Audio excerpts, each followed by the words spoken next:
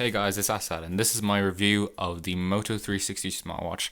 Now, this is probably one of the most talked about smartwatches of 2014. It's basically the smartwatch everyone waited for, besides from the Apple Watch. It was pretty much between this and a LG G3. Mainly, this smartwatch got a lot of people talking because of its design.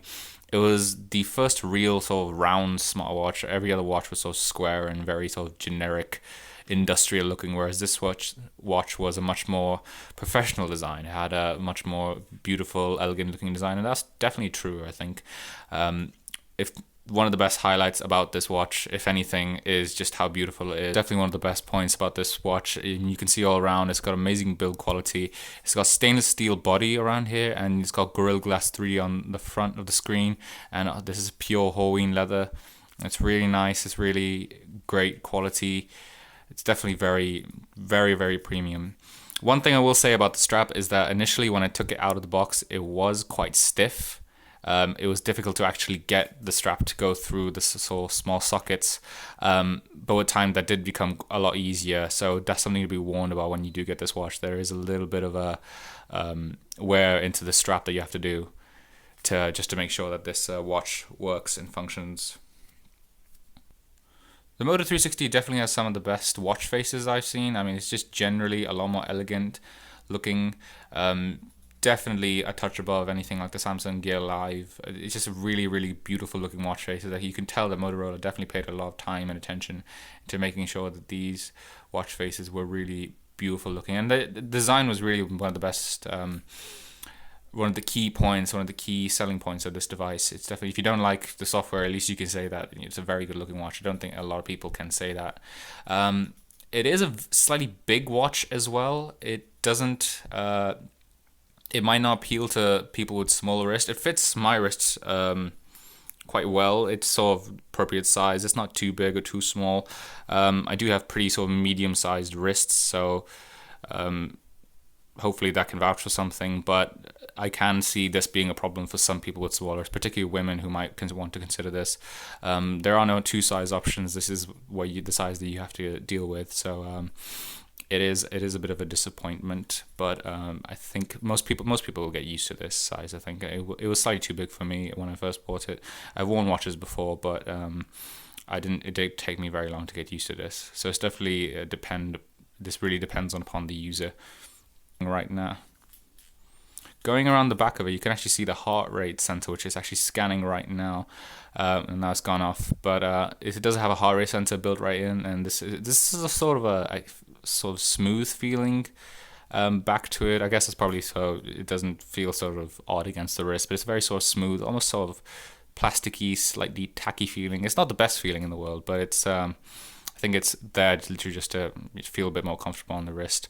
And I do like that. While I'm still talking about the hardware, one of the biggest controversial parts of this watch is definitely the screen. Now, it is a circular screen, so that's obviously a very good thing. It's a very beautiful watch. It's a much more natural looking watch face, but it is a slightly lower resolution, and it's very easy to actually make out pixels with this display. It's not very difficult at all if you slightly look up close to it. A lot of text will look a bit fuzzy, so if you're used to a lot of high resolution displays like I am, for example, it can be a little bit slightly off-putting. It's not a deal breaker, but it is just there, and it's just something that you notice. Obviously, if you look at this, you're looking at the screen all day, you will notice there will some pixelation going on. A lot of people do have a problem with this black bar. Honestly, in my opinion, I really don't notice it anymore. It's a very sort of small thing to notice, especially since a lot of the watch faces that I have, at least anyway, are black anyway. So as you can see, it's barely noticeable. I mean, you can see a bit of it ticking away, but if I show you some of the other watch faces, right, for example, this one, minimal, you can barely notice it, and especially if you have something like ambient display on, you're not really going to notice it at all. You can just notice a little bit of a cutoff, and the screen is, a decent enough quality that it doesn't sort of, it's not an obtrusive thing to have, and you definitely stop noticing it after a first day. It is a bit more noticeable if you have a more sort of white watch faces, because obviously then the black is going to contrast with the white, and it's definitely a lot more noticeable back there. And you can see it, just being a present. So that can be annoying for some people if you use a lot of white and bright sort of colored watch faces. It can interfere, but with most watch faces, I mean, you're really not going to notice it. I mean, look at that, like you can't see it at all for the most part unless you really shine it to the light. So it's definitely not an obtrusive thing if you use a lot of darker watch faces. But obviously that does create a problem if you use light watch faces. Now the watch itself is running Android Wear, and the thing I could say about Android Wear, it is a very, I guess the term people use now is a 1.0 software product, and that is definitely true for this device. It's not as functional as you might expect from a watch. You can't view your mail or anything like that. You can't. So there's not many sort of applications that take advantage, at least that I know of, or at this time.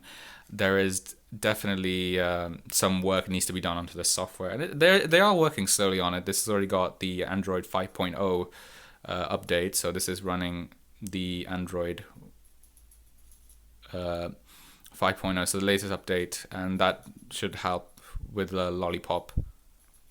That brings Lollipop over to this device.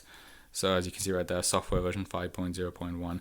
But it's a very slow process, and I definitely recommend maybe if unless you're a really hardcore fan, to stay away from this watch if you're looking for immense amounts of functionality, because it's just not there.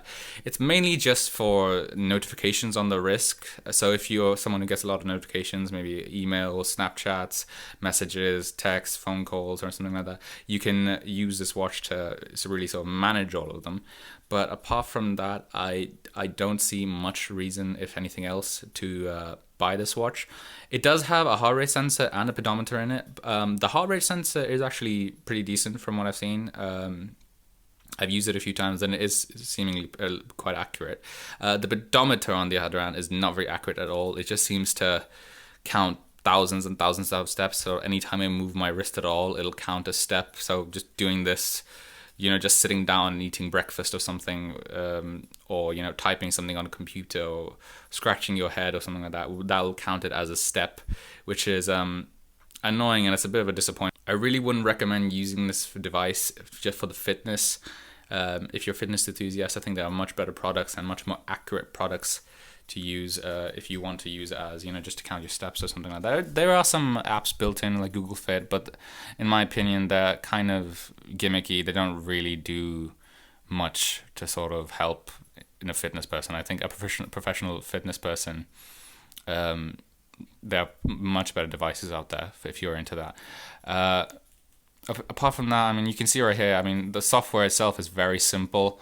It's literally just a card interface. It's Google Now essentially on your wrist. So over here you can see I've put this generic notification to a reminder, and that will buzz on my watch as well as my phone when the time comes. So you can see right here, normally you can swipe to the right to add some extra function. So if you have email, you can swipe to the right to archive it or to open it up on your phone.